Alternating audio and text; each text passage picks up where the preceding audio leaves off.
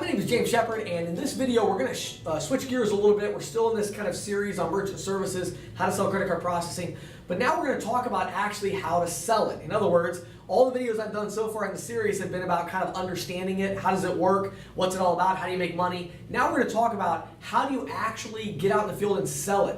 What do you have to do? Well, first of all, the first thing is you have to find a credit card processing company that you want to work with, like ours, okay? Hopefully it is ours, because I'm biased and I think we have the best program out there. We have great commission, we have a great program, and I'll talk more about that in a minute. But you got to find a credit card processor you want to work with. You can't just go out there and start selling credit card processing. You have to have a processor that you sell for. So what I recommend that you do is do your homework, do your research, look at a few different companies, certainly put ours in the mix, I hope, and look at what we have to offer, compare them, call the different companies, ask them a lot of questions. Please, please, please, and I'm not telling you this to sign up with our team because this is not a pitch for our team, download my free ebook on 5 commission traps, because trust me, you're going to need to know that information. It's a free ebook on my website. You need that information in order to evaluate different processing companies. So go to ccsalespro.com, download the ebook. It's really important that you do that. But anyway, all that to say, you got to have a credit card processor. They're going to give you some paperwork that you need to fill out. And yes, they're going to want your social security number. Yes, they're going to want all that information because it's a requirement. This is the financial services industry. You're not selling hot dogs, you're selling financial services. We got to do background check. Now normally, as long as you don't have a serious criminal background in your past, like financial fraud or something like that, usually you're going to be fine, but there is a background check that's run to make sure there's no criminal background or anything like that. And that again, you're in the financial services industry, so there is going to be a little bit of that. Once you get done with that part of it, the next thing you're going to need to do is you're going to need to figure out how you're going to do prospecting. And there's primarily 3 different forms of prospecting, plus a 4th one that I'll throw in as a side note. And that's what we're going to talk about in this video. And then we're going to move on to some specifics on pitch and objections and things like that, okay? So let me give you the 3 prospecting methods, and then the 4th one I'll throw in at the end. Number 1, the most effective prospecting method, I believe, especially right off the bat, is simply walking into merchant locations and making sales.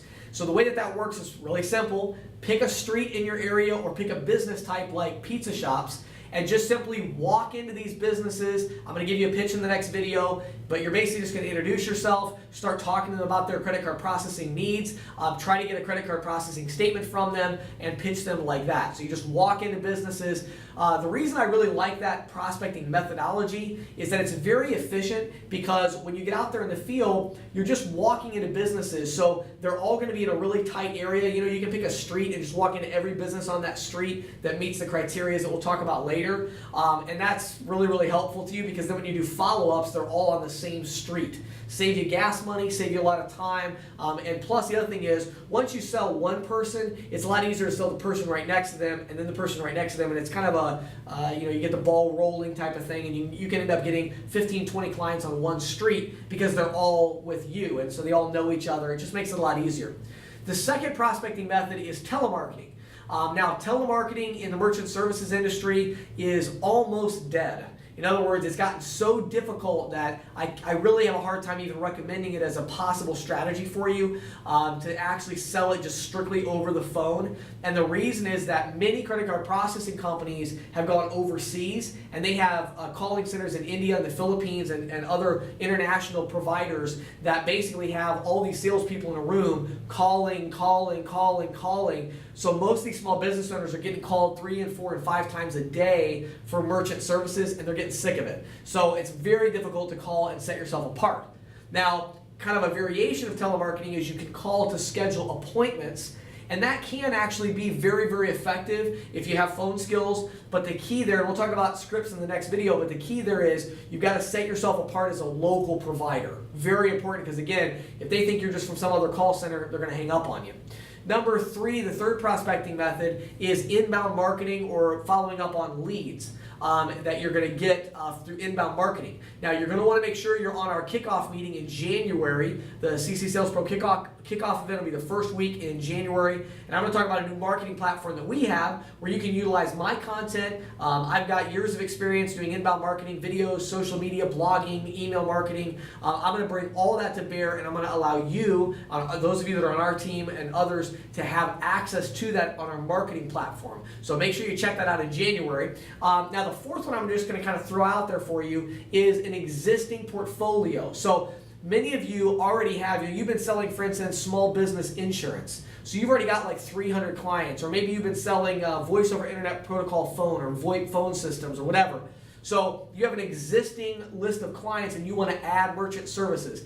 That can be very profitable. I highly recommend that, but I also recommend that you take a couple months and sell brand new customers so you start to get used to the paperwork, you understand how it works. The key to flipping a big portfolio or taking a big portfolio and getting them to accept, upsell them merchant services is to have a really, really smooth process. You want to walk in there and have paperwork ready, have everything just kind of all your ducks in a row. And the only way to do that is really to get some firsthand experience in selling merchant services. So kind of get over all the hurdles and make all your mistakes with people that aren't currently your clients. All right?